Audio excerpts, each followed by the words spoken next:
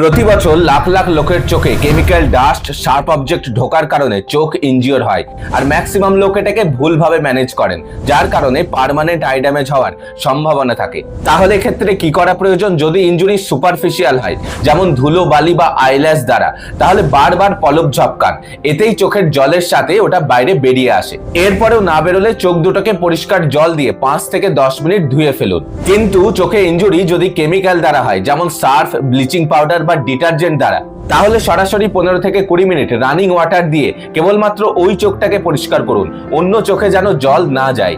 আর অবশ্যই চোখ দুটোকে রাব করবেন না বা দল্লাবেন না, এতে কর্নিয়া ড্যামেজ হওয়ার সম্ভাবনা বেড়ে যায়। কিন্তু কেমিক্যাল যদি অ্যালকালি বা অ্যাসিডিক হয়, তাহলে তার বটল সমেত সরাসরি হসপিটালে যান। অন্যদিকে চোখে যদি শার্প অবজেক্ট ঢুকে যায়, যেমন মেটাল, গ্লাস বা কাঠের টুকরো, তাহলে সেটাকে বের করার চেষ্টা করবেন না, এতে চোখে ব্লিডিং হতে পারে। আর চোখ দুটোকে ধোয়ারও কোনো প্রয়োজন নেই, আর চোখ দুটো বন্ধ করে রাখুন।